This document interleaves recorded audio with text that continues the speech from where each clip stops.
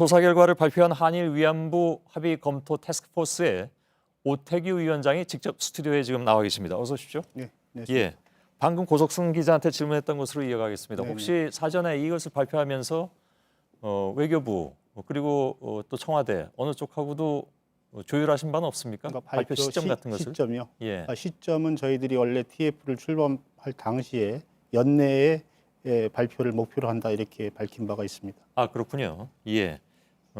연내니까요 지금. 네, 네. 예, 알겠습니다. 그래서 아무튼 뭐 청와대 쪽 반응은 나중에 점차 더 나올 테니까 그건 지켜봐야 될 것 같고 오늘 발표하신 내용 가운데 이른바 이제 불가역적 해결이라는 표현 그때 제일 크게 문제가 됐던 네네. 것이기도 합니다.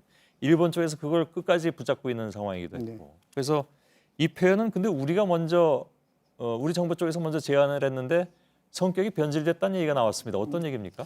네, 원래 저희들은 이제 일본 쪽의 사죄를 받기 위해서 사죄를 받는데 계속 일본 쪽이 사죄를 하고 나서 번복한다 이런 것들이 이제 위안부 관련 단체든가 이런 데서 계속 문제가 제기되었습니다. 예. 그래서 그걸 참고로 했다고 보이는데요. 그래서 사죄를 불가역적으로 좀 받겠다.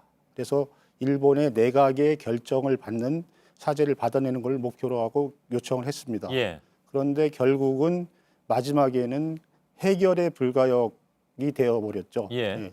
그러니까 이제 쉽게 말하면 사죄해놓고 나중에 딴소리 하지 말라라고 네. 이쪽에서 얘기를 했는데 네. 결과는 자 이제 이렇게 했으니까 이 얘기는 다시 거론하지 말자라는 쪽으로 불가역이 쓰여버렸다 이런 얘기잖아요. 네, 저는 그렇게 알고 있습니다. 예.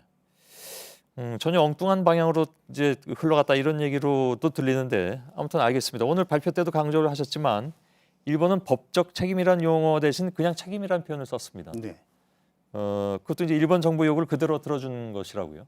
그런데 그 부분은 이제까지 일본은 인도적 책임이라는 말을 써왔습니다. 예, 예. 네. 근데 인도적도 빼고 그냥 네, 책임이라는 말을 이제 우리는 인도적이 뺐으니까 책임이라는 말은 조금 더 이전보다 나아졌다 이렇게 그 예. 교섭을 했던 분들은 설명하고 있는 거죠. 근데 그건 뭐 받아들이기에 따라서는 네, 뭐 이현령 비현령 같은 용도 네, 책임이라는 말만 딱 써버리면 네. 그렇게 해석될 수도 있는 그런 문제인 것 같군요. 아무튼 그 비공개로 일본이 요구하는 부분들을 모두 수용한 배경은 뭐라고 판단하셨습니까? 그러니까 비공개 이제 이 합의의 전체의 구조를 보면요, 우리가 일본의 책임, 사죄, 보상 이 세 가지가 우리가 핵심적으로 받아내려고 하는 3대 핵심 사항이지 않습니까? 예. 근데 일본 쪽은 소녀상 이전 문제, 그다음에 불가역 최종적 해결, 그다음에 국제사회에서 상호 비판 자제 이것을 똑같은 우리 3점 세 개의 어떤 핵심 현안과 비슷한 무게로 그걸 받아달라고 예. 한 거죠. 거기에 더해서 이제 비공개로 세 가지를 더 요구를 한 것이고요. 예. 정부 쪽에서는 아마 그 당시에 그런 부분들이 공개로 될 경우에는 우리 쪽에 상당히 부담이 되니까 예. 비공개로 그걸 갖다 수용한 걸로 저희들은 이해하고 있습니다. 예.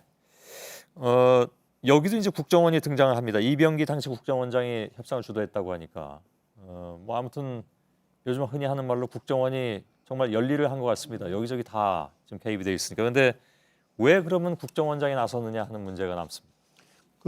아마 그 배경은 국정원장이 그 전 주일대사 출신이기 때문에 그렇지 않았을까 저희들은 예. 짐작을 하고 있었고요. 주일대사 하다가 국정원장으로 네, 갔죠. 네, 그렇죠. 예. 네. 그래서 일본을 좀 이해하는 사람이다 이렇게 고위 그 비공식 고위급 회담을 하는데 저쪽에서도 안보 관련 고위 관계자가 나오니까 이쪽에서도 안보 관련 고위 관계를 찾다 보니까 주일대사 출신의 이병기 당시 국정원장을 나섰다 이렇게 하는 거는 뭐 그렇게 무리가 있는 해석은 아닌 것 같습니다. 예, 그럼 국정원장을 그만두고 바로 청와대 비서실장으로 갔단 말이죠. 청와대 비서실장으로 가서도 네, 회담을 주도했잖아요. 네, 네. 그건 다시 말하면 박근혜 전 대통령의 의중이 그만큼 결정적으로 작용을 했다 이렇게 봐야 될까요? 그거는 뭐 대통령 원래 그 국정원장 시절에 대표로 나갈 때부터 대통령의 지시로 대표가 됐으니까 예. 당연히 쭉 대통령 의중이 반영됐다고 봐도 될 것입니다. 예. 그러면 박근혜 전 대통령은 왜 그 당시에 연내 타결, 그러니까 2015년 내로 타결을 해야 되겠다고 이렇게 서둘렀을까요?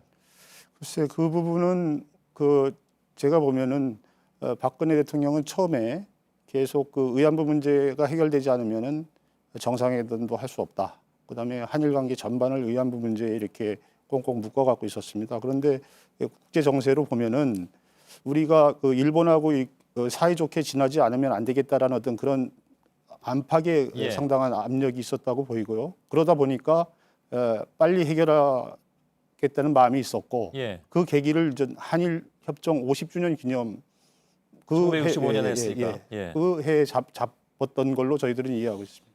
근데 그게 50주년이라는 것이 과연 어떤 큰 의미를 주는 것인지 이런 상황에서 예, 글쎄 말입니다. 네. 그것 때문에 모든 것을 이렇게 무시하고 이런 일이 밀어붙여질 수 있었던가 하는 것은 상식적으로는 좀 여전히 이해가 가지 않습니다. 윤병세 그 외교장관이 조금 전에 입장을 냈습니다. 합의의 본질적인 핵심적인 부분보다 감성적 요소에 중점을 둬서 균형 있는 평가를 못했다라고 했습니다. 네.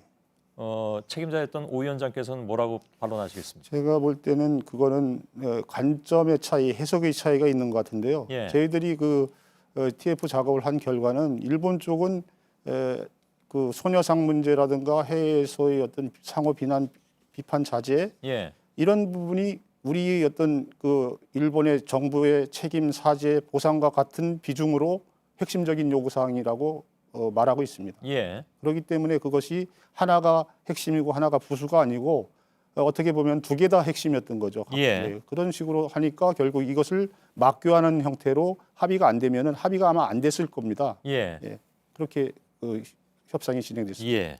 마지막으로 짧게 한 가지만 좀 질문드리겠습니다. 2년 정도 된 일인데 이거 너무 외교 비밀을 너무 일찍 공개한 것이 아니냐? 네. 이러면 외교 관례상 어긋나는 것이다라는 반론에 대해서 짧게 재반론하신다. 그거는 사실 그 국민이 그 원하는 거에 대한 어떤 책임, 예, 정부의 설명 책임이라고 저는 생각합니다. 짧게 얘기하면 예, 그 설명 책임을 하기 위해서 어느 정도 최소한의 한도에서 외교적인 어떤 부분도 예. 감수할 수밖에 없었지 않았나 이렇게 생각합니다. 그러면 혹시 이번 발표에서 빼놓으신 것도 있습니까? 빼놓은 거라기보다는 저희들이 외교적으로 쓸데없이 분란을 일으킬 수 있는 내용은 최대한 자제하려고 노력을 했었습니다. 예. 그러니까 내용이 더 있다는 말씀인가요? 내용이 더 있다는 것보다요. 저희들이 좀 비밀 문서를 보지 않습니까? 예, 예. 그런데 경위 같은 부분은 사실 그 협상에 어떤 구체적으로 왔다 갔다 하는 것인데 예. 그것이 이 사안을 설명하는데 그렇게 본질적이지 않은 것이다 하는 것은 그건 제했다. 가급적 그 예. 축약해서 했죠. 알겠습니다. 위안부 합의 검토 태스크포스의 오태규 위원장이셨습니다. 고맙습니다. 네, 감사합니다. 예.